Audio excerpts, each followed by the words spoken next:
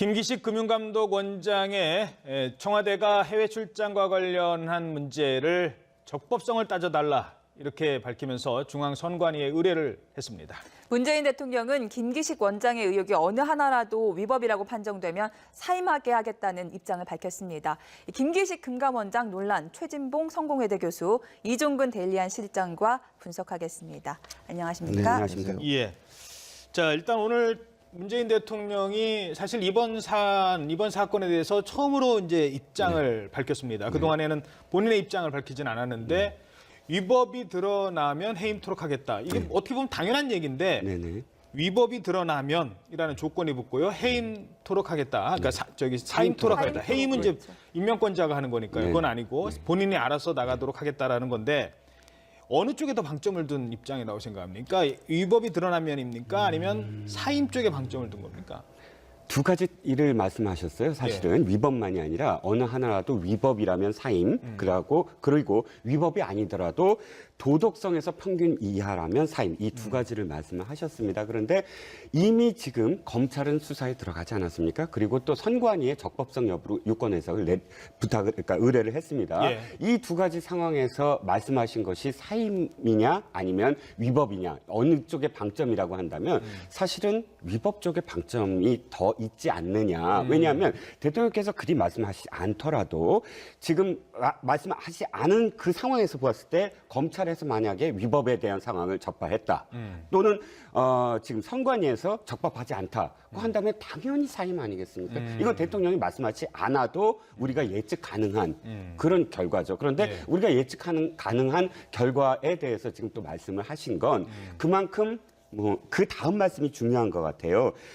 국민 판단에 앞서서 사실 국민 판단이 굉장히 또 중요하긴 한데 국민 판단에 앞서는 것이 위법인지 관행인지 확인하는 것이다. 그러니까 지금의 어떤 상황 우리가 선관위에 의뢰를 하고 검찰이 수사를 하고 하는 그런 상황은 국민의 어떤 지금 감정 판단보다 사실 그게 더 중요하지 않느냐. 어떤 그런 판단을 지금 공개적으로 밝히시는 것 그것이 굉장히 중요하다고 생각을 하실 것 같습니다. 예. 위법이라는 데 좀 더 방점이 찍혀 있지 않느냐라는 말씀이시고, 그럼 질문을 이렇게 드리겠습니다. 청와대가 정면 돌파를 하는 거라고 보십니까? 출구 전략이라고 보십니까? 저는 둘 다라고 볼 수는 있겠지만 정면 돌파라고 보는 게 정면 돌파라고 하는 게 저는 그 전제를 또 이렇게 제가 이렇게 얘기하면 이렇게 전제를 또 생각하실 수 있는데 김기식 원장을 보호하겠다 이런 의미는 아니라고 봐요. 그러니까 원점에서 그냥 보는 것 같아요. 대통령 입장에서는 정말 국민들이 보기에 일반적인 수준의 국회의원들의 지금까지 관행의 일반적인 수준의 범위를 넘어서는 행동이라면 그건 사임시켜야 한다고 생각한다는 것이고 또 하나는 위법적인 행위가 나타나면 당연히 사임시켜야 한다고 생각하는 거죠. 그러니까 대통령 입장은 지금의 이 상황에 대해서 본인의 어떤 생각을 전달하는 것이고 이것이 마치 그냥 받아들이기에 김기식 원장을 데리고 가겠다 이런 의미로 얘기한 건 아니라고 봐요. 그냥 그야말로 객관적 입장에서 이런 두 가지 기준에 맞지 않다고 하면 언제든지 사임시킬 수 있다고 하는 부분들 국민들한테 명확하게 밝히는 게 필요하다. 왜 그러냐면요. 지금까지 얘기 나오고 지금 야당에서 공격하는 내용들을 보면 대체적으로 청와대가 김기식 원장을 감싸고 같이 가려고 한다는 이미지가 너무 강하게 지금 각인이 돼 있지 않습니까? 이런 부분에 대해서 대통령 입장에서는 원칙대로 하겠다는 부분들을 명확하게 밝히는 그런 자리였다. 그런 의미였다라고 생각이 됩니다. 예. 그러니까 그 청와대가 하고 싶은 얘기는 지금까지 봐서는 위법 드러난 거 없고 내가 그 청와대 입장에서 봐서는 국회의원들 평균 도덕성보다는 위인 것 같은데 왜 문제 삼느냐라는 뉘앙스가 느껴진다는 말씀이십니까? 네, 그렇습니다. 지금 사실 저는 좀 적절하지 않았다. 대통령께서는 좀 거리를 뒀어야 된다라고 아쉬워하는 점은 이겁니다. 지금 검찰은 수사에 들어갔잖아요. 오늘 압수수색했습니다. 그렇다면 검찰의 독립성을 사실 보장을 해줘야 되는 거 아닙니까? 정부에서는. 그렇다면 대통령이 이런 말씀을 하시지 않는 것이 검찰이 독립적으로 수사를 할 수 있게 만들어주시는 것인데 지금 오늘 표현은 뭐냐면 눈높이에 안 맞는 건 받아들이지만 하고 위법인지 관행인지 확인해야 된다. 그다음에 마지막 말씀이 또 무난한 관료 아닌 과감한 발탁을 하면 또 이런 비판과 저항의 얼까봐 언제나 두렵다. 이 말씀이 사실 이 배경이다. 내가 김기식 금감원장을 임명하게 된 배경 설명을 또 해주셨거든요. 그러니까 문제 없으려면 그냥 관료 뽑아서 그냥 하면 돼요. 하지만 그렇게 안 한 이유가 있습니다. 바로 금융개혁 하려고 했던 건데 그런데 이 문제를 지금 어떻게 이게 그렇게 문제가 됩니까? 지금 그 얘기인 것 같아요. 그렇게 볼 수도 있지만 또 다른 측면으로 본다고 하면 이제 이렇게 이 김기식 원장을 발탁한 이유를 설명하신 것 같아요. 근데 저는 이제 아까도 말씀드렸지만 김기식 원장을 감싸거나 아니면 보호하려는 의도는 저는 없다고 봐요. 이 메시지 안에서는. 이 메시지는 그야말로 원칙대로 하겠다고 하는 문재인 대통령의 어떤 입장을 그대로 보여주는 단면이라고 저는 생각을 하거든요. 그러니까 우리가 오해를 해서 문재인 대통령이 마치 김기식 원장을 감싸고 가려고 한다는 생각을 갖는 건 아니라고 봐요. 저는. 다만 마지막 이 부분을 얘기하신 것은 과감한 외부 발탁이라고 하는 것은 공직사에 뭔가 충격을 줘서 관례적으로 행해왔던 여러 가지 어떤 공직사의 행동들에 대해서 뭔가 변화를 개혁을 이루게 하기 위해서는 외부 인사를 발탁해야 될 텐데 그러다 보면 외부 인사들 같은 경우는 공직사에 오래 있거나 관료를 오래 했던 분들 같은 경우는 오랫동안 여러 가지 검증을 받지 않습니까? 그러나 김기식 원장이 물론 국회의원은 했지만 그럼에도 불구하고 여러 가지 검증이 안 된 부분이 있을 수도 있는데 과감한 발탁을 하다 보니 그런 부분들이 지금의 논란이 되는 게 아닌가 하는 그런 의미로 뉘앙스로 말씀을 하지 않으셨나 이런 생각이 듭니다. 네. 그에 앞서 어제 청와대는 김기식 원장을 둘러싼 각종 논란의 적법성 여부에 대해 선관위의 질의를 보내 공식 판단을 받기로 했습니다. 그 내용 들어보겠습니다.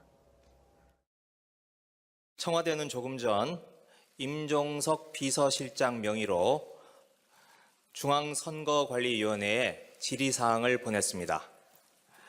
김기식 금융감독원장을 둘러싼 몇 가지 법률적 쟁점에 대해 선관위의 공식적인 판단을 받아보기 위함입니다. 그의 해외 출장 사례가 일반 국회의원들의 경우와 비교해 볼 때 과연 평균 이하의 도덕성을 보였는지 더 엄밀하게 따져볼 필요가 있다고 생각합니다. 19대와 20대 국회의원들의 해외 출장 사례를 조사해 봤습니다. 피감기관의 지원을 받아 해외 출장을 간 경우가 모두 167차례였습니다. 일반적인 국회의원의 평균적 도덕 감각을 밑돌고 있는지는 의문입니다. 녹취 부분에는 빠져 있습니다만 자유한국당 의원들이 더 많이 갔다. 민주당 의원들보다 그런 얘기까지 했습니다. 일단 선관위에서 이 문제를 뭐 4가지라고 하는데 그 4가지에 바로 이건 위법합니다. 이 행동은 잘못된 거예요. 이렇게 바로 판단할 수 있는 사안입니까? 4가지 뭐? 아닙니다. 좀 면밀하게 따져봐야 하긴 하는데 지금 법조계에서는 좀 부적절했다 이것도. 왜냐하면 4가지가 있지 않습니까? 자, 선관위가 관할하고 있는 이 직할된 어떤 법은 정치자금법, 그러니까 공직선거와 관련된 법입니다. 그렇죠. 그런데 이 4가지 중에 우리가 선관위는 예를 들어서 어느 당의 윤리위원회가 아니지 않습니까? 어떤 윤리와 어떤 도덕성을 검증하는 기관이 아니라 아까도 말씀드렸지만 공직선거법과 관련된 법과 관련된 어떤 부분이란 말이죠. 그러면 4가지 중에 최소한 해외 출장 중에 관광하는 것이 적법하냐. 이건 사실 선관위에서 이것이 법적으로 이것이 판단할 문제가 아니라는 거죠. 처음부터. 2번째, 보좌관 인턴 출장이 적법하냐. 이것도 역시 선거와 관련된 법이 아닙니다. 선거나 혹은 정치자금법이 아니에요. 그러면 이 관광이 적법하냐 불법하냐를 선관위가 구분해 주는 건 사실 이건 말이 안 되는 것이고요. 또 한 가지 이것도 좀 그렇지만 피감기관 부담 비용 해외 출장이 적법하냐라는 건 뇌물과 관련한 문제인데 이건 사실 검찰이 적법의 문제지 이건 약간 좀 이렇게 의견이 갈립니다. 이것도 사실은 선관위가 관련된 법은 아니다. 선관위가 관련된 건 사실 이야기해 줄 수 있는 게 임기 말에 후원금, 정치 후원금을 어떻게 썼느냐 이 부분은 선관위가 이야기할 수 있는데 문제는 이겁니다. 사실은 부적절하다고 말씀드리는 게 이거죠. 그러니까 민정수석실이 해야 될 일을 지금 방기했다라는 거예요. 무슨 말씀을 드리고 싶냐면 3월 30일 날 내정을 합니다. 그리고 발표를 해요. 그런데 첫 번째로 문제가 되니까 국회에서 그러니까 이 야당들이 문제가 되니까 김의겸 대변인이 4월 6일부터 9월까지 임종석 비서실장의 지시에 따라 조국 민정수석이 4월 6일부터 9일까지 이와 관련해서 조사를 하고 적법하다고 판단을 내렸다. 이 단계에서도 사실은 민정수석실이 그 전에 사실 해야 되는 것이죠. 문제가 된 다음에 했다. 문제가 된 다음에 한 것이니까 사실 직무를 좀 유기했지만 그 다음에 선관위에 또다시 적법성 여부를 묻습니다. 그러면 사실은 이 모든 단계별로 해야 될 것들이 내정하기 전에 민정수석실이 해야 될 거예요. 그렇지 않습니까? 그런데 그것을 문제가 되니까 나중에 민정수석실에서 적법하다고 한 것을 또다시 선관위에 했다? 그러면 실에서 적법하다고 한 것을 또다시 선관위에 했다? 그러면 만약에 선관위가 적법하지 않다고 한다면 누가 책임져야 되나요? 조국 민정수석이 책임져야 된다. 왜? 첫 번째는 직무를 유고했고 두 번째는 적법하다고 한 일입니다. 적법하다고 아예 못을 박았어요. 그렇죠. 그런데 선관위가 어떻게 과연 적법하지 그러니까요. 않다라고 이야기할 수 있을까요? 이게 선관위가 물론 독립된 기관입니다만 그래도 청와대가 내 말이 틀립니까? 라고 했는데 네 틀립니다. 라고 할 수 있겠느냐. 이 상황 논리를 얘기하는 네, 거죠. 상황 논리고요. 두 번째, 진짜 적법하지 않다라고 선관위가 한다면 이건 민정수석이 책임을 져야 됩니다. 왜 그 직전에 적법하다고 했거든요. 적법하다고 지금 공개적으로 이야기한 문제입니다. 예. 어떻게 네. 보십니까? 그러니까 선관위에 저걸 물어보는 이유는 저는 그렇게 생각해요. 민정수석은 청와대 어떤 비서실 소속이잖아요. 그러니까 민정수석이 자체적으로 조사해서 적법하다고 판단을 내렸고 문제가 없다고 했지만 그럼에도 야당이 계속적으로 문제를 제기하고 있는 상황이잖아요. 그러면 또다시 만약에 청와대 내 비서실의 어느 한 부서가 이걸 조사해 보세요. 그걸 누가 믿겠습니까? 또 그러면 정쟁은 계속 될 수밖에 없으니 예. 결국 제3의 기관이라고 할 수 있는 선관위에 물어볼 수밖에 없는 상황이 된 거죠, 사실은. 네. 그러니까 청와대 입장에서는 여야가 정쟁으로 계속 싸우고 있는 상황이고 야당은 계속 문제를 제기하고 있는 상황인데 1차적으로 청와대 비서실 내에서는 문제가 없다고 결론이 난 것 같고 그 상황이 됐음에도 불구하고 공격이 계속되니까 그러면 제3의 기관 선관위에 물어보자. 업무와 일정 부분 아까 얘기하신 4개 중에 저도 한 2개 정도는 관여가 있지만 2개 정도는 사실 윤리적인 문제이기 때문에 선관위 이 마지막 2개 문제는 검토를 안 할 가능성이 있다고 봐요. 첫 번째 2개는 선관위가 검토할 수 있는 내용이라고 보고 유권 해석을 내릴 수 있는 부분이라고 보는 네. 것이고요.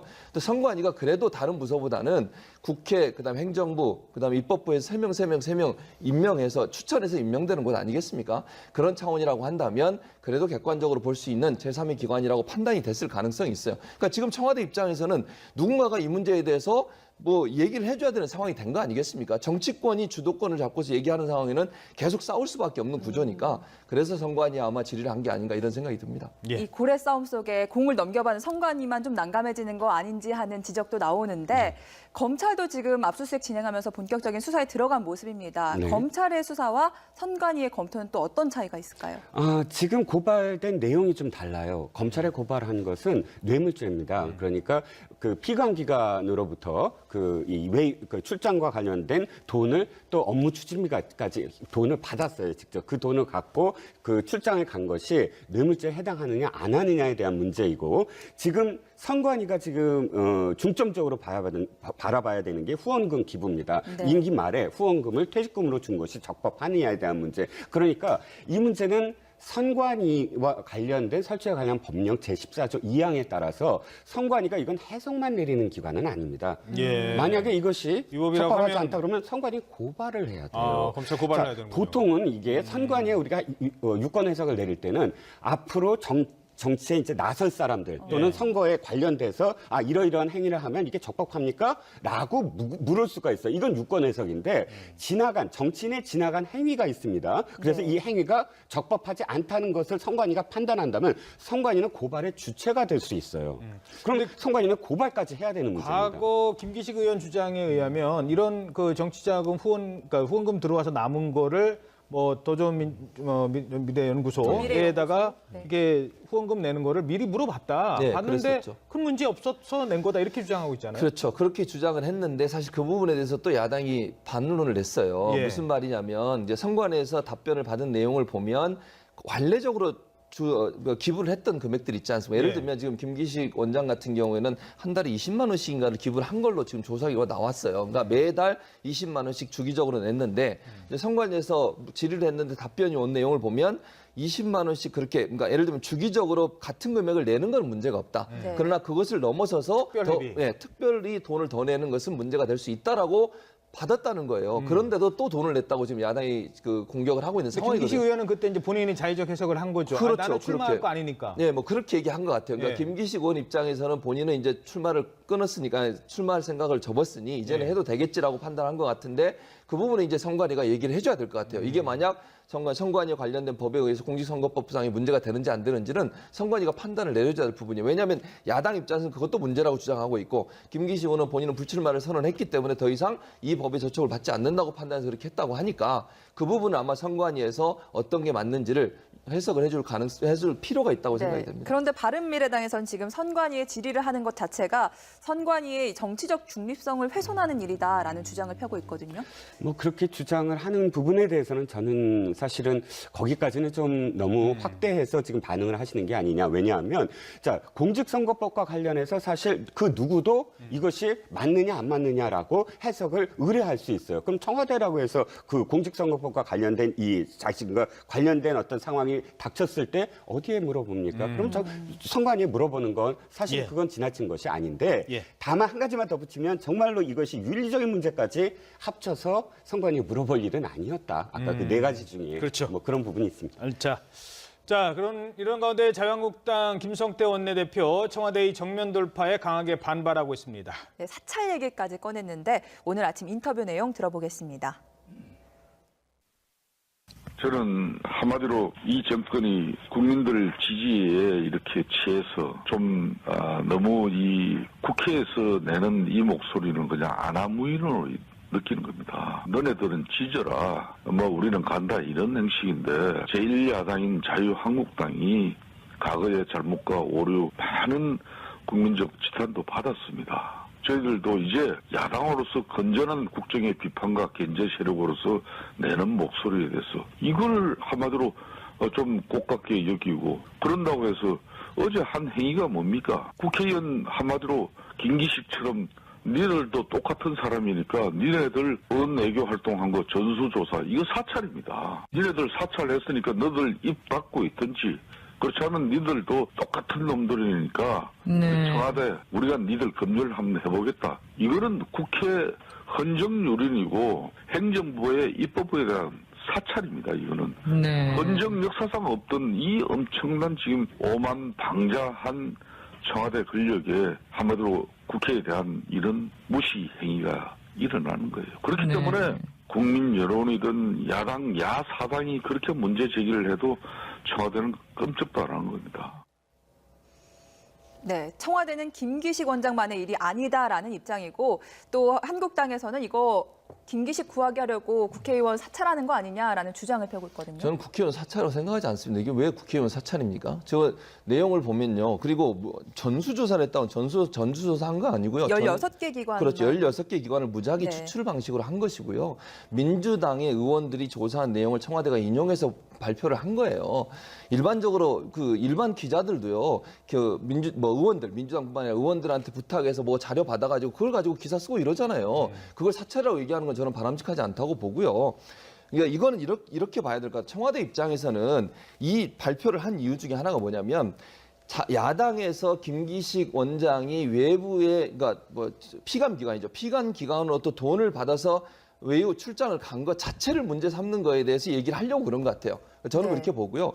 만약 김기식 원장이 그걸 가서 제대로 일을 안 하고 공적 목적이 아닌 다른 목적으로 일했다면 그건 정말 비판받아 마땅해요. 만약에 놀고 왔다거나 가서 아니면 공적 업무 관계 없는데 돈을 받아가지고 외유성 뭐 놀러 가서 일을 안 하고 다른 일을 하고 왔다 이러면 논란이 될 수 있죠. 네. 그러나 지금 국회의원들이 관행적으로 사실 피감기관으로부터 지원받아가지고 외유로 가는 경우는 있잖아요. 공적 업무를 위해서. 그 자체를 이제 청와대 입장에서는 얘기하려고 이 조사를 했다고 저는 생각을 하기 때문에 예. 이거는 그 차원에서 이해를 해야지 이게 무슨 국회의원 사찰하는 그런 차원까지 끌고 가는 것은 너무 지나친 해석이라고 봅니다. 근데요, 청와대가 19대, 20대 국회의원 무작위 16개 기관을 조사를 해봤더니 167차례 피감기관 지원 출장을 갔다고 합니다. 피감기관 돈으로 이렇게 출장 가는 일이 이렇게나 많습니까? 네, 그렇습니다. 사실 17대, 18대는 더 많았죠. 19대까지도 더 많았는데 아마도 2014년도에 박성원 의원과 관련한 외유성 이 출장과 관련해서 검찰에 기소가 되고 결론적으로는 무죄가 되긴 했지만 그러나 그게 그 당시 계속 이어지는 어떤 부분들 뭐 예를 들어 김영란법에 대한 문제라든지 그 당시 사회가 굉장히 엄격해지기 시작했거든요. 그렇기 때문에 지금 19대와 또 19대 말과 20대와 관련해서는 굉장히 엄격해졌다라는 것이 의원들의 이야기예요. 그런데 이제 지금 김기식 의원 같은 경우는 그 2014년도에 선주협회 뇌물 사건 이후에 지금 상황이 벌어지기 때문에 더 사실 사실 논란이 좀 커지고 있는데 저는 교수님 생각과 일치합니다. 우리가 무엇을 어떤 사건에 접해서도 어떤 사람에 대한 미움이라든지 또는 제재를 가하려고 하는 것만이 아니라 그것보다 더 중요한 건 이렇게 함으로써 어떤 교훈을 우리가 얻어야 되거든요. 그 예. 교훈 속에서 네. 다시는 조금 한 발이라도 더 나아가서 정치가 이렇게 돼서는 안 되는 것을 우리가 함께 공유하는 국민들이 함께 공유하는 그런 이 발걸음이 굉장히 중요한데 그것이 바로 지금 말씀하신 그러니까 국회의원들이 이렇게 지금 하고 있다라는 것을 공유하고 그럼 바람직하게 어떻게 해야 되느냐라는 반성과 그다음에 이 제도적인 시스템적인 어떤 안을 마련하는 것. 이 사건이 진정이 되면 그것이 굉장히 선행돼야 된다라는 예. 점이죠. 알겠습니다. 자, 그리고 또 하나 요거는 그냥 짚고 넘어가도록 하죠. 연구 용역비 문제인데요. 저희들이 그래픽으로 준비했습니다. 정책 용역비를 1,000만 원을 지급한 뒤에 나중에 500만 원이 더미래연구소로 기부금으로 돌아왔다. 이런 주장이 지금 제기가 되고 있습니다. 그러니까 국민대학교 뭐 교수한테 연구를 맡기고 임기 말입니다만 어찌됐든 1,000만 원을 줬대요. 근데 한두 달 뒤에 이 돈을 받은 교수가 더미래연구소에 당시 홍일표 보좌관이 아유 더미래연구소가 힘들어요 이런 얘기를 하니까 아 그래 500만 원 갖다 써라고 얘기를 합니다. 근데 이 해명 과정에서 조금 달라진 게 있어요. 뭐냐면 아유 힘들어요 좀 돈 좀 주세요라고 했으면 이게 문제가 되는데 돈 좀 주세요라는 얘기는 안 했고 힘들어요만 얘기 듣고 내가 자발적으로 500만 원을 기부금으로 준 거다 이런 논리거든요. 그렇죠. 이제 계모 교수님인데 이분이 이제 그런 얘기를 한 거죠. 이 사람이 그 더미래 연구소가 만들어질 때 정책위원을 했더라고요. 그러니까 아마 더미래 연구소 창당 때부터 일정 부분, 그러니까 창립 때부터 일정 부분 관여를 했던 분으로 보여지고 이제 이 김기식 원장이나 아니면 홍일표 그 당시에 보좌관이나 연관이 있는 분 같아요. 친분이 있고 그 학교도 뭐 연관이 있는 것으로 이렇게 얘기하는 걸 보면 그러니까 이분의 얘기를 그대로 얘기하면 지금 말씀하신 것처럼 용역을 해달라고 연구용을 해달라고 요청을 받았고 1,000만 원을 받았는데 그 이후에 홍 보좌관으로부터 일정 부분 연구소 운영이 어렵다는 얘기를 들었고 본인이 그냥 연구소에 열심히 참여하지 못한 그 미안한 마음에 받은 돈의 일부인 500만 원을 다시 기부금으로 냈다. 그러니까 이거 보면 이제 절차상으로 문제는 없는 것 같아요. 그러니까 예를 들면 돈을 받아가지고 그중에 일부 500만 원을 기부금으로 또 냈으니까 법적으로는 하자가 없는데 그렇다고 하면 이제 논란은 될 수 있겠죠. 왜냐하면 그 돈을 1,000만 원 주고 한두 달 있다가 다시 500만 원을 돌려줬다. 이게 일반적이진 않죠, 사실은. 그 부분은 조금 뭐 이제 계 교수 그분은 그렇게 해명을 하니까 거기에 대해서 뭐라고 지금 얘기를 할 수 없는 상황이긴 하지만 그럼에도 불구하고 일반적으로 뭐 연구 용역을 마치고 그 돈을 다시 또 기부금으로 받는 경우는 그렇게 많지는 않습니다. 그래서 그거는 약간 좀 일반적인 어떤 상식의 선에서는 약간 이해가 안 되는 부분이지만 지금 현재 해명을 들어보면 뭐 법적으로는 문제가 없는 그런 상황이라고 보여집니다. 또 하나 새로 제기된 의혹이 임기 종료 직전에 더미래연구소에 5천만 원을 기부를 했는데 이후에 소장으로 자기가 재직하면서 8천만 원 이상을 월급으로 받아갔다. 이 논란에 대해서 어떻게 보시는지? 네, 그렇습니다. 그것도 사실은 적법하냐 불법하냐의 문제라기보다는 도덕적으로 문제가 있다라는 것이죠. 그러니까 지금 아까 말씀하신 부분은 왜 은행에서 우리가 꺾기라고 하지 않습니까? 대출을 해주면서 예금을 얼마큼 넣어라라는 그런 조건으로 사실 대출을 해주는 것과 거의 똑같은 상황이죠. 연구 용역을 주면서 사실은 1,000만 원 주면서 500만 원 달라는 건 조건에 있었을 겁니다. 그 영역을 할 때. 그러면 이런 것들이 마치 관행이다라고 이야기한다면 사실 굉장히 그 눈높이가 사실 의심스러울 수밖에 없는 것이죠. 국민의 눈높이 말씀을 한 번만 더 드리면 이겁니다. 대통령께서 오늘 그 말씀하신 것 중에 국민의 눈높이에 맞추지 국민의 눈높이에 안 맞는 거 겸허히 받아들이겠다 이렇게 말씀하셨는데 사실 겸허히 받아들이신다면 사임을 해야 된다라고 저는 사실 개인적으로 주장을 하고 싶은 게 대통령께서 2012년도에 그 경선 후보 시절에 아주 굉장히 큰 어떤 언론에 보도된 말씀을 하셨어요. 어떤 말씀을 하셨냐면 우리는 국민 눈높이에 맞춰야 한다. 그래서 그 당시 민주통합당에 굉장히 큰 어떤 그 개혁을 요구를 합니다. 그래서 문재인 대통령을 뭐 이렇게 검색을 하면 국민 눈높이에 맞는 개혁을 하겠다라고 말씀을 하신 것이 남아 있고요. 하나만 더 말씀드리면 제가 논평을 하나 읽을 테니까 어느 당의 논평인지 한번 맞춰보십시오. 대통령은 국민 눈높이에 안 맞는 인사를 당장 교체하라.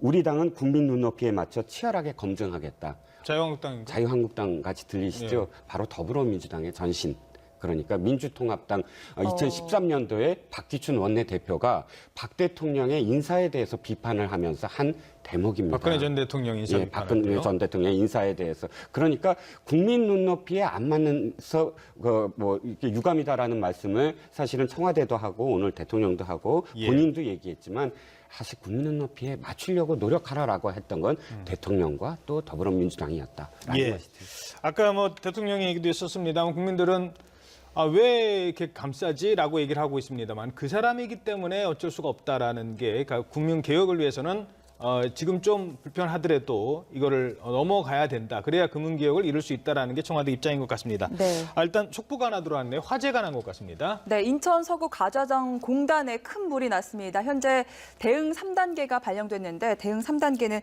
최고 단계 경보령입니다. 예, 지금 화재가 난 시각이라든가 뭐 어느 정도 규모인지 이 정도는 아직 파악이 되지 않고 있습니다. 가자동에서 큰 불이 났고요. 공단이라고 합니다.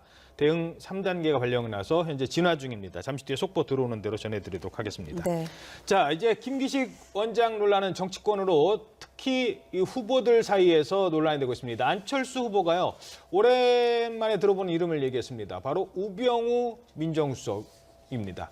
박근혜 청와대에서 우병우 민정수석을 감싸는 것과 뭐가 다른가라고 하면서 안철수 서울시장 인재영임 후보가 위원장이죠. 인재영임 위원장이 이런 얘기를 했습니다. 자, 여기에 대해서 뭐 한 사람 얘기 더 듣고 가죠. 박원순 서울시장도 3선에 도전한 박원순 서울시장도 이 논란에 발언을 합니다. 네, 오늘 아침 라디오 인터뷰 이야기 들어보도록 하겠습니다. 제가 알던 김기식 원장은 금감원장으로 충분한 능력과 자질이 사실 있는 사람이죠. 그리고 지금 물론 뭐 그런 여러 사실들이 나오고 있습니다만은 좀 지나친 정치 공세가 아닌가. 정치 공세가 그런 거는 좀 아닌가. 바람직하지 않다 이렇게 생각합니다. 사람의 실력과 능력도 참으로 그 공직에서는 소용되는 거 아니겠습니까? 지금 현재 제 느낌으로는 자유한국당에서 하고 있는 것은 좀 지나친 정치 공세다 이렇게 느끼고 있습니다. 지금 뭐 그동안 국회의원들 인사청문회 보면 그런 거 안 나오는 분들이 거의 없지 않습니까? 그 정도의 차이에 따라서 예. 결국 이 사람을 쓸 것인가 말 것인가 이런 걸 뭐 국민들도 판단하고 예. 또 대통령도 판단하시는 것이죠. 네. 박원순 시장하고 김기식 원장하고는 같이 이렇게 인연이 되게 오래된 사이라고 그래요. 네, 참여연대 발기인으로 함께 참여했던 사이 아니겠습니까? 네, 그래서 그런지 그래서일까요? 이 안철수 위원장과 박원순 시장의 발언의 결이 좀 다른 것 같은데. 네, 그렇습니다. 사실 박원순 시장이 굉장히 고민을 좀 했을 것 같아요. 김기식 그 원장과 관련한 발언을 어떻게 할 것인가. 왜냐하면 발언하시자마자 사실은 지금 말씀하셨듯이 참여연대 설립 멤버 아니냐. 그러니까 박원순 시장이 이제 사무처장 시절에 사무차장을 했고 그 바로 밑에서 보좌하면서 박원순 시장이 가는 길을 그대로 걸었어요. 그러니까 사무처장에서 나와서 이제 아름다운 가게나 아름다운 재단을 만들었을 때 참여연대 사무처장을 맡게 되고 그 거의 동지적 관계와 선후배이지만 어쨌든 그렇죠. 동지적 관계. 그러니까 박원순 시장이 가는 길을 그대로 따라서 걸은 그런 동지였다고 할까요? 그러니까 사실 박원순 시장 같은 경우 자신의 어떤 그런 그 지금 이제 경선도 해야 되고 또 경선에서 통과되면 이제 대권이 죄송합니다. 네, 서울시장. 지방자치 그 서울시장 선거에 나가야 되는데 만약에 만에 하나 김기식 원장이 낙마하는 경우가 생겼을 때 이게 굉장히 큰 부메랑으로 돌아오는 발언일 수도 있거든요. 그런데 어쨌든 지금은 그 동지애를 또 살려서 이렇게 발언을 하셨습니다. 그럴 수밖에 없으셨을 것 같긴 한데 저는 도리어 이것도 역시 거리를 두시는 게 더 낫지 않을까. 이미 검찰 수사가 들어가면 그 누구도 사실은 검찰 수사 결과까지는 좀 지켜봐 주는 게 좋지 않을까 싶은 생각이 좀 듭니다. 예, 알겠습니다. 자, 사실 금융감독 원장 자리가 아니면 이런 얘기가 나오지가 않지 않겠습니까? 다른 자리가 아니라 금융감독 원장이 되겠다고 하기 때문에 문제가 된 건데 금감원장의 역할이 얼마나 중요하고 어떤 역할을 하는 겁니까? 아주 중요하죠. 왜냐하면 금융권의 거의 뭐 검찰 역할을 한다고 봐야 돼요. 그러니까 은행, 뭐 보험, 증권세 이 분야에 있어서는 금감원이 아주 막강한 영향력을 행사하는 것이고요. 예. 우리나라 금융이 제대로 돌아가고 그다음에 공정하게 돌아갈 수 있도록 하는 그런 감시와 견제 역할을 해야 되는 그런 기관이죠. 그래서 인사청문회를 지금 하자고 하는 그렇죠. 얘기가 그 저는 좋은 아이디어라고 생각을 해요. 그러니까 이번 사건을 통해서 금감원장 자리 같은 경우도 정말 금융계에 있어서는 아주 중요하고 금융의 분야가 이제는 점점점 중요해지는 시대가 되는데 이런 상황에서 금융감독위원장도 인사청문회 하는 거 저는 바람직하다고 봅니다. 예. 이런 문제가 사실 인사청문회 했으면 또 다시 한번 걸러줄 수 있는 기회가 되지 않았겠습니까? 근데 이제 현재까지는 없기 때문에 사실 대통령이 임명하고 나면 그냥 이제 업무를 하게 되는데 금융감독은 저는 중요한 자리이기 때문에 국회 청문회를 하는 것도 바람직한 방법이라고 봐요. 그리고 국민의 대의기관인 국회에서 정말 눈높이에 맞게 검증하는 그런 시스템이 있다고 하면 한 번 더 걸러질 수 있는 기회가 되지 않겠습니까? 예. 그러니까 임명 이후에 이런 일을 일어나면 임명권자 입장에서는 해임하거나 아니면 사임하도록 하는 게 상당히 부담이 될 수밖에 없잖아요. 근데 네. 청문회를 거치게 되면 임명하기 전에 이미 청문회 과정에서 여러 가지 문제들이 나올 수 있기 때문에 한 번 걸러질 수 있는 기회가 된다고 생각하기 때문에 바람직한 제안이다 이렇게 생각이 됩니다. 네. 알겠습니다. 오늘이 마침 13일에 금요일인데 문재인 정부 주요 낙마자들이 주요 금요일에 사퇴를 했거든요. 네. 그래서 뭐 오늘은 어떻게 될까 뭐 이런 얘기도 나오고 있는 것 같습니다. 네, 그렇습니다. 어떻게 따지고 보니까 안경환 법무부 장관 후보자부터 지금 네. 박성진 가장 최근에 중소기업 벤처기업 장관 후보자까지 금요일에 꼭 그 낙마가 됐는데요. 따지고 보면 아마도 그것이 어떤 상황이지 않을까. 그러니까 토요일은 언론이 나오지 않습니다. 그러니까 오늘 만약에 낙마하면 예. 저희 뉴스앤이슈가 없어요 내일. 그렇죠. 그러니까 이 토론 프로가 없습니다. 네, 그러면 거기에 대해서 뭔가 논평을 해야 되는데 그 시간이 없어지는 거죠. 그렇죠. 그리고 이제 그러니까 스펀지 같은 어떤 완충 작용이 토요일, 일요일이 될 수 있겠고요. 그다음에 월요일은 다른 어떤 이슈도 언제나 월요일은 사실은 새로운 어떤 이슈들이 예. 시작이 되지 않습니까? 그러니까 금요일에 어쨌든 낙마하는 것이 그런 어떤 의미가 아닐까 싶은데 아마도 그런데 오늘이 아닐 것도 같은 게 대통령께서 이미 뭐라고 말씀하셨냐면 위법 여부를 봐야 된다, 확인해야 된다라고 말씀하시지 않으셨습니까? 그렇죠. 두 기관이 어쨌든 적법 여부를 판단할 때까지는 오늘은 또 기다려야 되는 어떤 상황이 될 것 같습니다. 알겠습니다. 네. 자, 이 여론조사 얘기를 해보도록 하겠습니다. 사실 문재인 대통령 여론 지지도가 상당히 높은데요. 하지만 최근에 이 문제가 불거지면서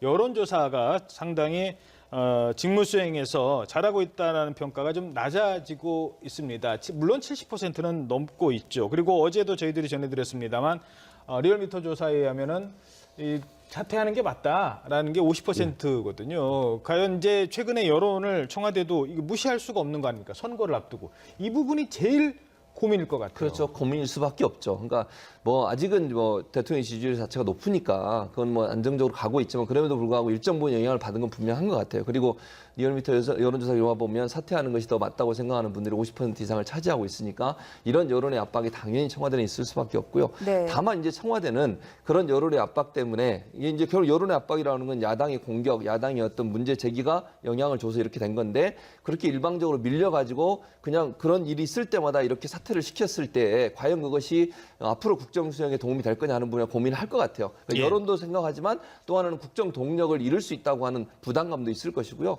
또 하나는 아까 뭐 이종근 실장님도 얘기하셨지만 기본적으로 검증을 담당했던 조국 수석이나 인사수석에 대한 논란이 또 같이 올 수밖에 없어요. 만약 예. 이걸 법적인 문제나 이런 부분들 다 검토하지 않고 일방적으로 여론 때문에 뭐 사임을 하게 만들게 되면 네. 또 다른 후폭풍이 올 가능성이 있기 때문에 거기에 대한 준비도 해야 되는 이런 여러 가지 고려 사항 때문에 결국은 지금 이제 법적으로 위법한 내용이 있는지 아니면 도덕적으로 평균 이하로 그렇게 도덕적 문제가 있는지를 보고 나서 결정하겠다고 발표한 것 같습니다. 네, 정당 지지율도 한번 볼까요? 자, 더불어민주당 같은 경우는 51%의 지지율을 이번 주 기록을 했는데 창당 이후에 최대 지지율이라고 하네요. 네, 아마도 더불어민주당의 51%는 지금 그 지방자치단체가 이제 시작이 됐는데 다른 당에 비해서 사실 가장 후보들이 많죠. 난립하는 후보 어떤 이 기초 단체장 선거에는 7명, 8명이 지금 경선을 벌이는 곳도 있어요. 그만큼 당 지지율도 높고 대통령 지지율도 높으니까 뭐 인재들이 많이 모이고 그러다 보면 지금 이 지자체장 선거와 관련된 언론 보도에서 가장 많은 부분을 차지할 수밖에 없어요. 왜냐하면 경선이나 혹은 경쟁하는 구도가 되니까. 근데 다른 당 같은 경우는 사실은 그 지자체장에서 그 경선이 거의 없고 전략 공천이 되고 있단 말이죠. 그러니까 그런 어떤 영향이 좀 많은 것 같습니다. 알겠습니다. 자, 이 정도로 들어보도록 하고요. 이제 난 도덕적으로 문제가 있다라는 것이죠. 그러니까 지금 아까 말씀하신 부분은 왜 은행에서 우리가 꺾기라고 하지 않습니까? 대출을 해주면서 예금을 얼마큼 넣어라라는 그런 조건으로 사실 대출을 해주는 것과 거의 똑같은 상황이죠. 영구용역을 주면서 사실은 1,000만 원 주면서 500만 원 달라는 건 조건에 있었을 겁니다. 그 영역을 할 때. 그러면 이런 것들이 마치 관행이다라고 이야기한다면 사실 굉장히 그 눈높이가 사실 의심스러울 수밖에 없는 것이죠. 국민의 눈높이 말씀을 한 번만 더 드리면 이겁니다. 대통령께서 오늘 그 말씀하신 것 중에 국민의 눈높이에 맞추지 국민의 눈높이에 안 맞는 거 겸허히 받아들이겠다 이렇게 말씀하셨는데 사실 겸허히 받아들이신다면 사임을 해야 된다라고 저는 사실 개인적으로 주장을 하고 싶은 게 대통령께서 2012년도에 그 경선 후보 시절에 아주 굉장히 큰 어떤 언론에 보도된 말씀을 하셨어요. 어떤 말씀을 하셨냐면 우리는 국민 눈높이에 맞춰야 한다. 그래서 그 당시 민주통합당에 굉장히 큰 어떤 그 개혁을 요구를 합니다. 그래서 문재인 대통령을 뭐 이렇게 검색을 하면 국민 눈높이에 맞는 개혁을 하겠다라고 말씀을 하신 것이 남아 있고요. 하나만 더 말씀드리면 제가 논평을 하나 읽을 테니까 어느 당의 논평인지 한번 맞춰보십시오. 대통령은 국민 눈높이에 안 맞는 인사를 당장 교체하라. 우리 당은 국민 눈높이에 맞춰 치열하게 검증하겠다. 자유한국당인가? 자유한국당 같이 들리시죠? 바로 더불어민주당의 전신. 그러니까 민주통합당 2013년도에 박기춘 원내대표가 박 대통령의 인사에 대해서 비판을 하면서 한 대목입니다. 박근혜 전 대통령 인사 비판을 박근혜 전 대통령의 인사에 대해서. 그러니까 국민 눈높이에 안 맞는서 뭐 이렇게 유감이다라는 말씀을 사실은 청와대도 하고 오늘 대통령도 하고 본인도 얘기했지만 사실 국민 눈높이에 맞추려고 노력하라라고 했던 건 대통령과 또 더불어민주당이었다라는 것이죠. 아까 뭐 대통령 얘기도 있었습니다만 국민들은 왜 이렇게 감싸지라고 얘기를 하고 있습니다만 그 사람이기 때문에 어쩔 수가 없다라는 게 그러니까 국민 개혁을 위해서는 지금 좀 불편하더라도 이거를 넘어가야 된다. 그래야 금융 개혁을 이룰 수 있다라는 게 청와대 입장인 것 같습니다. 네. 일단 촉보가 하나 들어왔네요. 화재가 난 것 같습니다. 네, 인천 서구 가자정 공단에 큰 불이 났습니다. 현재 대응 3단계가 발령됐는데 대응 3단계는 최고 단계 경보령입니다. 예, 지금 화재가 난 시각이라든가 뭐 어느 정도 규모인지 이 정도는 아직 파악이 되지 않고 있습니다. 가자동에서 큰 불이 났고요. 공단이라고 합니다. 대응 3단계가 발령이 나서 현재 진화 중입니다. 잠시 뒤에 속보 들어오는 대로 전해드리도록 하겠습니다. 네. 자, 이제 김기식 원장 논란은 정치권으로 특히 이 후보들 사이에서 논란이 되고 있습니다. 안철수 후보가요. 오랜만에 들어보는 이름을 얘기했습니다. 바로 우병우 민정수석입니다. 박근혜 청와대에서 우병우 민정수석을 감싸는 것과 뭐가 다른가라고 하면서 안철수 서울시장 후보가 인재영입 위원장이 이런 얘기를 했습니다. 자, 여기에 대해서 뭐 한 사람 얘기 더 듣고 가죠. 박원순 서울시장도 3선에 도전한 박원순 서울시장도 이 논란에 발언을 합니다. 네, 오늘 아침 라디오 인터뷰 이야기 들어보도록 하겠습니다. 제가 알던 김기식 원장은 금감 원장으로 충분한 능력과 자질이 사실 있는 사람이죠. 그리고 지금 물론 뭐 그런 여러 사실들이 나오고 있습니다만은 좀 지나친 정치 공세가 아닌가. 정치 공세가 그런 거는 좀 바람직하지 않다 이렇게 생각합니다. 사람의 실력과 능력도 참으로 그 공직에서는 소용되는 거 아니겠습니까? 지금 현재 제 느낌으로는 자유한국당에서 하고 있는 것은 좀 지나친 정치 공세다 이렇게 느끼고 있습니다. 지금 뭐 그동안 국회의원들 인사청문회 보면 그런 거 안 나오는 분들이 거의 없지 않습니까? 그 정도의 차이에 따라서 결국 이 사람을 쓸 것인가 말 것인가 이런 걸 뭐 국민들도 판단하고 또 대통령도 판단하시는 것이죠. 네.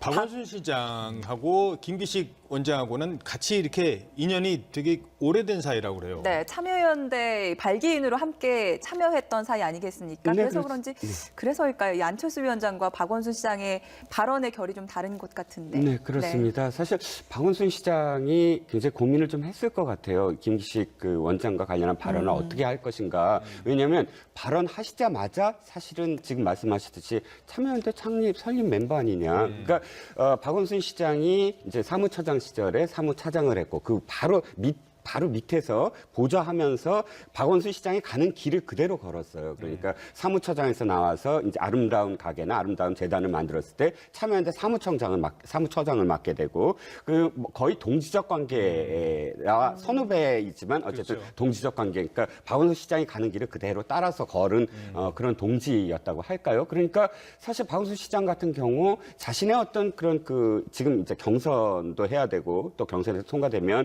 이제 대권이 죄송합니다. 네, 지방자치 그 서울시장 선거에 나가야 되는데 만약에 만에 하나 김기식 원장이 낙마하는 경우가 생겼을 때 이게 굉장히 큰 한국당에서는 이거 김기식 구하게 하려고 국회의원 사찰하는 거 아니냐라는 주장을 펴고 있거든요. 저는 국회의원 사찰이라고 생각하지 않습니다. 이게 왜 국회의원 사찰입니까? 저 내용을 보면요. 그리고 뭐 전수조사를 했다고 전수조사 한 거 아니고요. 16개 기관. 그렇죠. 16개 기관을 무작위 네. 추출 방식으로 한 것이고요.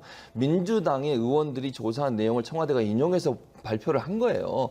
일반적으로 그 일반 기자들도요, 그 민주당뿐만 아니라 의원들한테 부탁해서 뭐 자료 받아가지고 그걸 가지고 기사 쓰고 이러잖아요. 그걸 사찰이라고 얘기하는 건 저는 바람직하지 않다고 보고요.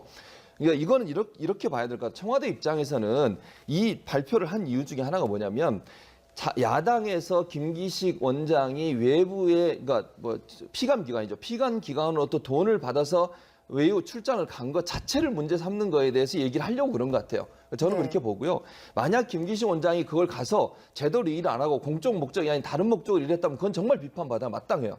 만약에 놀고 왔다거나 가서 아니면 공적 업무 관계 없는데 돈을 받아가지고 외유성 뭐 놀러 가서 일을 안 하고 다른 일을 하고 왔다 이러면 논란이 될 수 있죠. 네. 그러나 지금 국회의원들이 관행적으로 사실 피감기관으로부터 지원받아가지고 외유로 가는 경우는 있잖아요. 공적 업무를 위해서. 그 자체를 이제 청와대 입장에서는 얘기하려고 이 조사를 했다고 저는 생각을 네. 하기 때문에 예. 이거는 그 차원에서 이해를 해야지 이게 무슨 국회의원 사찰하는 그런 차원까지 끌고 가는 것은 너무 지나친 해석이라고 봅니다. 근데요, 청와대가 19대, 20대 국회의원 무작위 16개 기관을 조사를 해봤더니 167차례 피감기관 지원 출장을 갔다고 합니다. 네. 피감기관 돈으로 이렇게 출장 가는 일이 이렇게나 많습니까? 네, 그렇습니다. 사실 17대, 18대는 더 많았죠. 19대까지도 더 많았는데 아마도 2014년도에 박성원 의원과 관련한 외유성 이 출장과 관련해서 검찰에 기소가 되고 선주협회. 결론적으로는 무죄가 되긴 했지만 네. 그러나 그게 그 당시 계속 이어지는 어떤 부분들 뭐 예를 들어 김영란법에 대한 문제라든지 그 당시 사회가 굉장히 엄격해지기 시작했거든요. 예. 그렇기 때문에 지금 19대와 또 19대 말과 20대와 관련해서는 굉장히 엄격해졌다라는 것이 의원들의 이야기예요. 그런데 이제 지금 김기식 의원 같은 경우는 그 2014년도에 선주협회 뇌물 사건 이후에 지금 상황이 벌어지기 때문에 더 사실 논란이 좀 커지고 있는데 저는 교수님 생각과 일치합니다. 우리가 무엇을 어떤 사건에 접해서도 어떤 사람에 대한 미움이라든지 또는 제재를 가하려고 하는 것만이 아니라 그것보다 더 중요한 건 이렇게 함으로써 어떤 교훈을 우리가 얻어야 되거든요. 그 예. 교훈 속에서 네. 다시는 조금 한 발이라도 더 나가서 정치가 이렇게 돼서는 안 되는 것을 우리가 함께 공유하는 국민들이 함께 공유하는 그런 이 발걸음이 굉장히 중요한데 그것이 바로 지금 말씀하신 그러니까 국회의원들이 이렇게 지금 하고 있다라는 것을 공유하고 그럼 바람직하게 어떻게 해야 되느냐라는 반성과 그다음에 이 제도적인 시스템적인 어떤 안을 마련하는 것. 이 사건이 진정이 되면 그것이 굉장히 선행돼야 된다라는 점이 있어요. 알겠습니다. 자, 그리고 또 하나 요거는 그냥 짚고 넘어가도록 하죠. 연구 용역비 문제인데요. 저희들이 그래픽으로 준비했습니다. 정책 용역비를 1,000만 원을 지급한 뒤에 나중에 500만 원이 더미래연구소로 기부금으로 돌아왔다. 이런 주장이 지금 제기가 되고 있습니다. 그러니까 국민대학교 뭐 교수한테 연구를 맡기고 임기 말입니다만 어찌됐든 1,000만 원을 줬대요. 근데 한두 달 뒤에 이 돈을 받은 교수가 더미래연구소에 당시 홍일표 보좌관이 아유 더미래연구소가 힘들어요 이런 얘기를 하니까 아 그래 500만 원 갖다 써라고 얘기를 합니다. 근데 이 해명 과정에서 조금 달라진 게 있어요. 뭐냐면 아유 힘들어요 좀 돈 좀 주세요라고 했으면 이게 문제가 되는데 돈 좀 주세요라는 얘기는 안 했고 힘들어요만 얘기 듣고 내가 자발적으로 500만 원을 기부금으로 준 거다 이런 논리거든요. 그렇죠. 이제 계모 교수님인데 이분이 이제 그런 얘기를 한 거죠. 이 사람이 그 더미래 연구소가 만들어질 때 정책위원을 했더라고요. 그러니까 아마 더미래 연구소 창당 때부터 일정 부분, 그러니까 창립 때부터 일정 부분 관여를 했던 분으로 보여지고 이제 이 김기식 원장이나 아니면 홍일표 그 당시 보좌관이나 연관이 있는 분 같아요. 친분이 있고 그 학교도 뭐 연관이 있는 것으로 이렇게 얘기하는 걸 보면, 그러니까 이분의 얘기를 그대로 얘기하면 지금 말씀하신 것처럼 용역을 해달라고 연구용을 해달라고 요청을 받았고 1,000만 원을 받았는데 그 이후에 홍 보좌관으로부터 일정 부분 연구소 운영이 어렵다는 얘기를 들었고 본인이 그냥 연구소에 열심히 참여하지 못한 그 미안한 마음에 받은 돈의 일부인 500만 원을 다시 기부금으로 냈다. 그러니까 이거 보면 이제 절차상으로 문제는 없는 것 같아요. 그러니까 예를 들면 돈을 받아가지고 그중에 일부 500만 원을 기부금으로 또 냈으니까 법적으로는 하자가 없는데 그렇다고 하면 이제 논란은 될 수 있겠죠. 왜냐하면 그 돈을 1,000만 원 주고 한두 달 있다가 다시 500만 원을 돌려줬다. 이게 일반적이진 않죠, 사실은. 그 부분은 조금 뭐 이제 개 교수 그분은 그렇게 해명을 하니까 거기에 대해서 뭐라고 지금 얘기를 할 수 없는 상황이긴 하지만 그럼에도 불구하고 일반적으로 뭐 연구 용역을 마치고 그 돈을 다시 또 기부금으로 받는 경우는 그렇게 많지는 않습니다. 그래서 그거는 약간 좀 일반적인 어떤 상식의 선에서는 약간 이해가 안 되는 부분이지만 지금 현재 해명을 들어보면 뭐 법적으로는 문제가 없는 그런 상황이라고 보여집니다. 또 하나 새로 제기된 의혹이 임기 종료 직전에 더미래연구소에 5천만 원을 기부를 했는데 이후에 소장으로 자기가 재직하면서 8천만 원 이상을 월급으로 받아갔다. 이 논란에 대해서 어떻게 보시는지? 네, 그렇습니다. 그것도 사실은 적법하냐 불법하냐의 문제라고 보입니다. 있다고 봐요. 첫 번째 두 개는 선관위가 검토할 수 있는 내용이라고 보고 유권 해석을 내릴 수 있는 부분이라고 보는 것이고요. 또 선관위가 그래도 다른 부서보다는 국회, 그다음 행정부, 그다음 입법부에서 세 명 임명해서 추천해서 임명되는 곳 아니겠습니까? 그런 차원이라고 한다면 그래도 객관적으로 볼 수 있는 제3의 기관이라고 판단이 됐을 가능성이 있어요. 그러니까 지금 청와대 입장에서는 누군가가 이 문제에 대해서 뭐 얘기를 해줘야 되는 상황이 된 거 아니겠습니까? 정치권이 주도권을 잡고서 얘기하는 상황에는 계속 싸울 수밖에 없는 구조니까 그래서 선관위 아마 질의를 한 게 아닌가 이런 생각이 듭니다. 이 고래 싸움 속에 공을 넘겨받는 선관위만 좀 난감해지는 거 아닌지 하는 지적도 나오는데 검찰도 지금 압수수색 진행하면서 본격적인 수사에 들어간 모습입니다. 네. 검찰의 수사와 선관위의 검토는 또 어떤 차이가 있을까요? 지금 고발된 내용이 좀 달라요. 검찰에 고발한 것은 뇌물죄입니다. 그러니까 그 피감기관으로부터 그 출장과 관련된 돈을 또 업무 추진비까지 돈을 받았어요. 직접 그 돈을 갖고 그 출장을 간 것이 뇌물죄에 해당하느냐 안 하느냐에 대한 문제이고 지금 선관위가 지금 중점적으로 바라봐야 되는 게 후원금 기부입니다. 네. 임기 말에 후원금을 퇴직금으로 준 것이 적법하느냐에 대한 문제. 그러니까 이 문제는 선관위와 관련된 설치와 관련 법령 제14조 2항에 따라서 선관위가 이건 해석만 내리는 기관은 아닙니다. 예. 만약에 이것이 위법이라고 적법하지 하면- 않다 그러면 선관위 고발을 해야 돼요. 검찰 고발을 자, 해야 되는 거죠. 보통은 이게 선관위에 우리가 유권 해석을 내릴 때는 앞으로 정치에 이제 나설 사람들 또는 선거에 관련돼서 이러이러한 행위를 하면 이게 적법합니까? 라고 물을 수가 있어요. 이건 유권 해석인데 정치인의 지나간 행위가 있습니다. 그래서 이 행위가 적법하지 않다는 것을 선관위가 판단한다면 선관위는 고발의 주체가 될 수 있어요. 그럼 선관위는 고발까지 해야 되는 문제입니다. 과거 김기식 의원 주장에 의하면 이런 그 정치자금 그러니까 후원금 들어와서 남은 거를 뭐 도전 미래연구소에다가 네. 이게 후원금 내는 거를 미리 물어봤다. 네, 봤는데 그랬었죠. 큰 문제 없어서 낸 거다 이렇게 주장하고 있잖아요. 그렇죠. 그렇게 주장을 했는데 사실 그 부분에 대해서 또 야당이 반론을 냈어요. 예. 무슨 말이냐면 이제 선관위에서 답변을 받은 내용을 보면 관례적으로 기부를 했던 금액들 있지 않습니까? 예를 예. 들면 지금 김기식 원장 같은 경우에는 한 달에 20만 원씩인가를 기부를 한 걸로 지금 조사 결과가 나왔어요. 그러니까 매달 20만 원씩 주기적으로 냈는데 이제 선관위에서 질의를 했는데 답변이 온 내용을 보면 20만 원씩 그렇게 그러니까 예를 들면 주기적으로 같은 금액을 내는 건 문제가 없다. 네. 그러나 그것을 넘어서서 특별회비. 특별히 돈을 더 내는 것은 문제가 될 수 있다라고 받았다는 거예요. 그런데도 또 돈을 냈다고 지금 야당이 그 공격을 하고 있는 김기식 상황이거든요. 의원은 그때 이제 본인이 자의적 해석을 한 거죠. 그렇죠. 나는 출마할 그렇게. 거 아니니까. 네, 뭐 그렇게 얘기한 것 같아요. 그러니까 예. 김기식 의원 입장에서는 본인은 이제 출마를 끊었으니까 출마할 생각을 접었으니 이제는 예. 해도 되겠지라고 판단한 것 같은데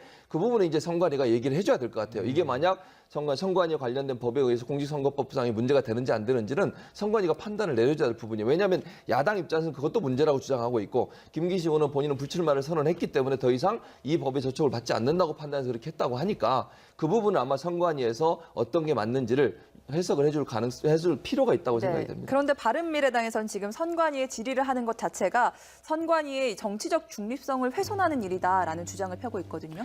뭐 그렇게 주장을 하는 부분에 대해서는 저는 사실은 거기까지는 좀 너무 확대해서 지금 반응을 하시는 게 아니냐. 왜냐하면 자, 공직선거법과 관련해서 사실 그 누구도 이것이 맞느냐 안 맞느냐라고 해석을 의뢰할 수 있어요. 그럼 청와대라고 해서 그 공직선거법과 관련된 이 자신과 관련된 어떤 상황이 닥쳤을 때 어디에 물어봅니까? 그럼 선관위에 물어보는 건 사실 예. 그건 지나친 것이 아닌데 예. 다만 한 가지만 덧붙이면 정말로 이것이 윤리적인 문제까지 합쳐서 선관위에 물어볼 일은 아니었다. 아까 그 네 가지 중에 그렇죠. 뭐 그런 부분이 있습니다.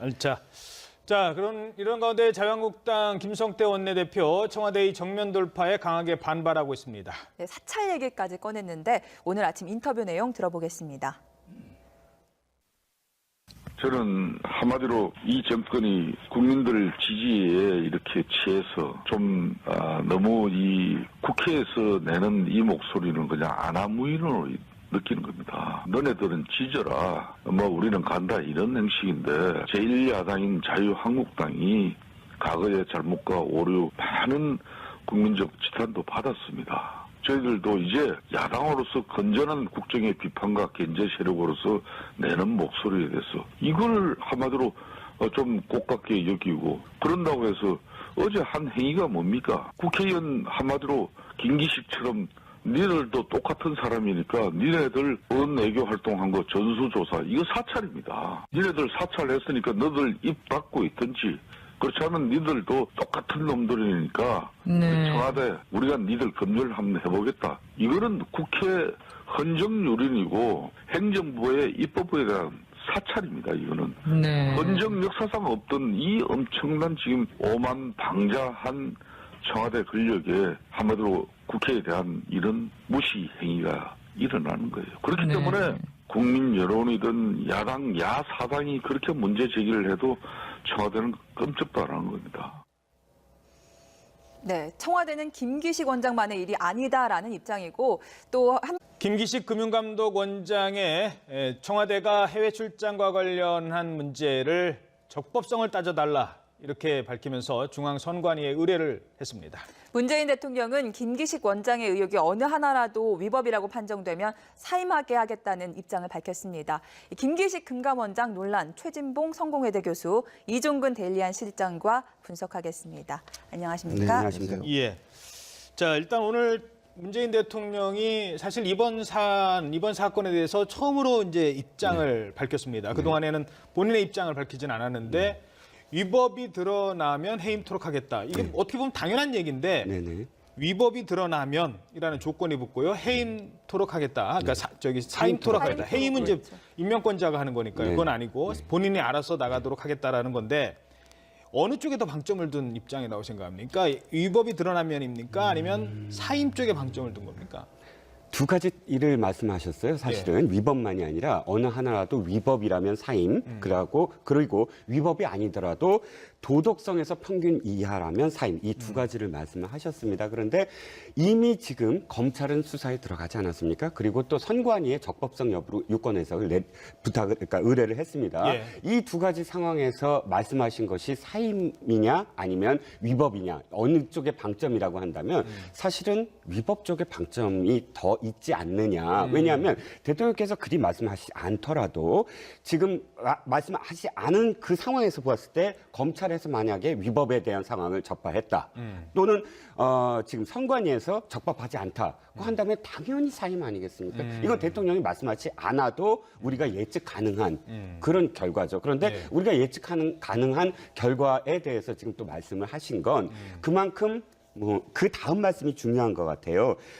국민 판단에 앞서서 사실 국민 판단이 굉장히 또 중요하긴 한데 예. 국민 판단에 앞서는 것이 위법인지 관행인지 확인하는 것이다. 그러니까 지금의 어떤 상황 우리가 선관위에 의뢰를 하고 검찰이 수사를 하고 하는 그런 상황은 국민의 어떤 지금 감정 판단보다 사실 그게 더 중요하지 않느냐. 어떤 그런 판단을 지금 공개적으로 밝히시는 것 그것이 굉장히 중요하다고 생각을 하신 네. 것 같습니다. 예. 위법이라는 데 좀 더 방점이 찍혀 있지 않느냐라는 말씀이시고 그럼 질문을 이렇게 드리겠습니다. 예. 청와대가 정면 돌파를 하는 거라고 보십니까? 출구 전략이라고 보십니까? 저는 뭐 둘 다라고 볼 수는 있겠지만 뭐 정면 돌파라고 보는 게 정면 돌파라고 하는 게 저는 그 전제를 또 이렇게 제가 이렇게 얘기하면 이렇게 전제를 또 생각하실 수 있는데 네. 김기식 원장을 보호하겠다 이런 의미는 아니라고 봐요. 그러니까 원점에서 그냥 보는 것 같아요. 대통령 입장에서는 정말 국민들이 보기에 일반적인 수준의 국회의원들의 지금까지 관행의 일반적인 수준의 범위를 넘어서는 행동이라면 뭐 그건 사임시켜야 한다고 생각한다는 것이고 예. 또 하나는 위법적인 행위가 나타나면 당연히 사임시켜야 한다고 생각하는 거죠. 그러니까 대통령 입장은 지금의 이 상황에 대해서 본인의 어떤 생각을 전달하는 것이고 이것이 마치 그냥 받아들이기에 김기식 원장을 뭐 데리고 가겠다 이런 의미로 얘기한 건 아니라고 봐요. 그냥 그야말로 객관적 입장에서 이런 두 가지 기준에 맞지 않다고 하면 언제든지 사임시킬 수 있다고 하는 부분들 국민들한테 명확하게 밝히는 게 필요하다. 왜 그러냐면요. 지금까지 얘기 나오고 지금 야당에서 공격하는 내용들을 보면 대체적으로 청와대가 김기식 원장을 감싸고 같이 가려고 한다는 이미지가 너무 강하게 지금 각인이 돼 있지 않습니까? 이런 부분에서 대통령 입장에서는 원칙대로 하겠다는 부분들을 명확하게 밝히는 그런 자리였다. 그런 의미였다라고 생각이 됩니다. 예. 네. 그러니까 그 청와대가 하고 싶은 얘기는 뭐 지금까지 봐서는 위법 드러난 거 없고 내가 그 청와대 입장에서 봐서는 국회의원들 평균 도덕성보다는 위인 것 같은데 왜 문제 삼느냐라는 뉘앙스가 느껴진다는 말씀이십니까? 네, 그렇습니다. 지금 사실 저는 좀 적절하지 않았다. 대통령께서는 좀 거리를 뒀어야 된다라고 아쉬워하는 점은 이겁니다. 지금 검찰은 수사에 들어갔잖아요. 오늘 압수수색했습니다. 그렇다면 검찰의 독립성을 사실 보장을 해줘야 되는 거 아닙니까? 정부에서는. 그렇다면 대통령이 이런 말씀을 하시지 않는 것이 검찰이 독립적으로 수사를 할 수 있게 만들어주시는 것인데 지금 오늘 표현은 뭐냐면 눈높이에 안 맞는 건 받아들이지만 하고 위법인지 관행인지 확인해야 된다. 그다음에 마지막 말씀이 또 무난한 관료 아닌 과감한 발탁을 하면 또 이런 비판과 저항에 올까봐 언제나 두렵다. 이 말씀이 사실 이 배경이다. 내가 김기식 금감원장을 그렇죠. 임명하게 된 배경 설명을 또 해주셨거든요. 그러니까 문제 없으려면 그냥 관료 뽑아서 그냥 하면 돼요. 예. 하지만 그렇게 안 한 이유가 있습니다. 바로 금융개혁 하려고 했던 건데 그런데 이 문제를 지금 어떻게 이게 그렇게 문제가 됩니까? 지금 그 얘기인 것 같아요. 뭐 그렇게 볼 수도 있지만 또 다른 측면으로 본다고 하면 이제 이렇게 이 김기식 원장을 발탁한 이유를 설명하신 것 같아요. 근데 저는 이제 아까도 말씀드렸지만 김기식 원장을 감싸거나 아니면 보호하려는 의도는 저는 없다고 봐요. 이 메시지 안에서는. 이 메시지는 그야말로 원칙대로 하겠다고 하는 문재인 대통령의 어떤 입장을 그대로 보여주는 단면이라고 저는 생각을 하거든요. 예. 그러니까 우리가 오해를 해서 문재인 대통령이 마치 김기식 원장을 감싸고 가려고 한다는 생각을 갖는 건 아니라고 봐요. 저는. 다만 마지막 이 부분을 얘기하신 것은 과감한 외부 발탁이라고 하는 것은 공직사에 뭔가 충격을 줘서 관례적으로 행해왔던 여러 가지 어떤 공직사의 행동들에 대해서 뭔가 변화를 개혁을 이루게 하기 위해서는 외부 인사를 발탁해야 될 텐데 그러다 보면 외부 인사들 같은 경우는 공직사에 오래 있거나 관료를 오래 했던 분들 같은 경우는 오랫동안 여러 가지 검증을 받지 않습니까? 그러나 김기식 원장이 물론 국회의원은 했지만 네. 그럼에도 불구하고 여러 가지 검증이 안 된 부분이 있을 수도 있는데 과감한 발탁을 하다 보니 그런 부분들이 지금의 논란이 되는 게 아닌가 하는 그런 의미로 뉘앙스로 말씀을 하지 않으셨나 이런 생각이 듭니다. 예. 네. 그에 앞서 어제 청와대는 김기식 원장을 둘러싼 각종 논란의 적법성 여부에 대해 선관위의 질의를 보내 공식 판단을 받기로 했습니다. 그 내용 들어보겠습니다. 청와대는 조금 전 임종석 비서실장 명의로 중앙선거관리위원회에 질의사항을 보냈습니다.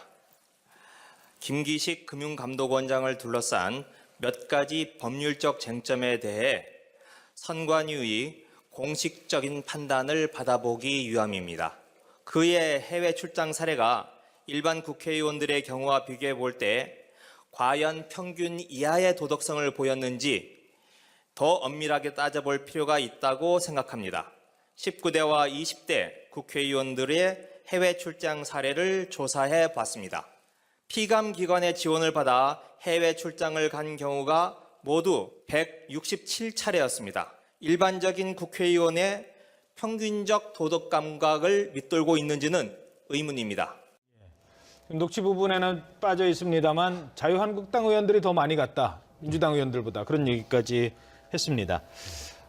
일단 선관위에서 이 문제를 뭐 4가지라고 하는데 그 4가지에 바로 이건 위법합니다. 이 행동은 잘못된 거예요. 이렇게 바로 그 판단할 수 있는 사안입니까? 4가지 모두. 아닙니다. 좀 면밀하게 따져봐야 하긴 하는데 네. 지금 법조계에서는 좀 부적절했다 이것도. 왜냐하면 4가지가 있지 않습니까? 네. 네. 자, 선관위가 관할하고 있는 이 직할된 어떤 법은 정치자금법, 그러니까 공직선거와 관련된 법입니다. 그런데 이 4가지 중에 우리가 선관위는 예를 들어서 어느 당의 윤리위원회가 아니지 않습니까? 예. 어떤 윤리와 어떤 도덕성을 검증하는 기관이 아니라 아까도 말씀드렸지만 공직선거법과 관련된 법과 관련된 어떤 부분이란 말이죠. 예. 그러면 4가지 중에 최소한 해외 출장 중에 관광하는 것이 적법하냐? 이건 사실 선관위에서 이것이 법적으로 이것이 판단할 문제가 아니라는 거죠. 예. 처음부터. 두 번째, 보좌관 인턴 출장이 적법하냐? 이것도 역시 선거와 관련된 법이 아닙니다. 예. 선거나 혹은 정치자금법이 아니에요. 그러면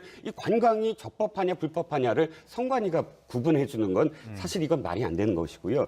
또 한 가지 이것도 좀 그렇지만 피감기관 부담 비용 해외 출장이 적법하냐라는 건 뇌물과 관련한 문제인데 이건 사실 검찰이 적법의 문제지 이건 약간 좀 이렇게 의견이 갈립니다. 이것도 사실은 선관위가 관련된 법은 아니다. 선관위가 관련된 건 사실 이야기해 줄 수 있는 게 임기 말에 후원금, 정치 후원금을 어떻게 썼느냐 이 부분은 선관위가 이야기할 수 있는데 문제는 이겁니다. 사실은 부적절하다고 말씀을 드린 게 이거죠. 그러니까 민정수석실이 해야 될 일을 지금 방기했다라는 거예요. 무슨 말씀을 드리고 싶냐면 3월 30일 날 내정을 합니다. 그리고 예. 발표를 해요. 예. 그런데 첫 번째로 문제가 되니까 국회에서 그러니까 이 야당들이 문제가 되니까 김의겸 대변인이 4월 6일부터 9월까지 임종석 비서실장의 지시에 따라 조국 민정수석이 4월 6일부터 9일까지 이와 관련해서 조사를 하고 적법하다고 판단을 내렸다. 이 단계에서도 사실은 민정수석실이 그 전에 사실 해야 되는 것이죠. 문제가 된 다음에 했다. 문제가 된 다음에 한 것이니까 사실 직무를 좀 유기했지만 그 다음에 선관위에 또다시 적법성 여부를 묻습니다. 그러면 사실은 이 모든 단계별로 해야 될 것들이 내정하기 전에 민정수석실이 해야 될 거예요. 그렇지 않습니까? 그런데 그것을 문제가 되니까 나중에 민정수석실에서 적법하다고 한 것을 또다시 선관위에 했다? 예. 그러면 실에서 적법하다고 한 것을 또다시 선관위에 했다? 예. 그러면 만약에 선관위가 적법하지 않다고 한다면 누가 책임져야 되나요? 조국 민정수석이 책임져야 된다. 왜? 첫 번째는 직무를 유기했고 두 번째는 적법하다고 한 일입니다. 적법하다고 아예 못을 박았어요. 그렇죠. 그런데 선관위가 어떻게 과연 적법하지 그러니까요. 않다라고 이야기할 수 있을까요? 이게 선관위가 물론 독립된 기관입니다만 그래도 청와대가 내 말이 틀립니까? 라고 했는데 네 틀립니다. 라고 할 수 있겠느냐. 이 상황 논리를 얘기하는 네, 상황 논리고요. 두 번째, 진짜 적법하지 않다라고 선관위가 한다면 이건 민정수석이 책임을 져야 됩니다. 왜? 그 직전에 적법하다고 했거든요. 적법하다고 지금 공개적으로 얘기한 문제입니다. 예. 어떻게 네. 그러니까 선관위에 저걸 물어보는 이유는 저는 그렇게 생각해요. 민정수석은 청와대 어떤 비서실 소속이잖아요. 그러니까 민정수석이 자체적으로 조사해서 적법하다고 판단을 내렸고 문제가 없다고 했지만 그럼에도 야당이 계속적으로 문제를 제기하고 있는 상황이잖아요. 그러면 또다시 만약에 청와대 내 비서실의 어느 한 부서가 이걸 조사해 보세요. 그걸 누가 믿겠습니까 또? 또 그러면 정쟁은 계속 될 수밖에 없으니 예. 결국 제3의 기관이라고 할 수 있는 선관위에 물어볼 수밖에 없는 상황이 된 거죠, 사실은. 네. 그러니까 청와대 입장에서는 여야가 정쟁으로 계속 싸우고 있는 상황이고 야당은 계속 문제를 제기하고 있는 상황인데 1차적으로 청와대 비서실 내에서는 문제가 없다고 결론이 난 것 같고 그 상황이 됐음에도 불구하고 공격이 계속되니까 그러면 제3의 기관 선관위에 물어보자. 업무와 일정 부분 아까 얘기하신 4개 중에 저도 한 2개 정도는 관여가 있지만 2개 정도는 사실 윤리적인 문제이기 때문에 선관위 이 마지막 2개 문제는 검토를 안 할 가능성이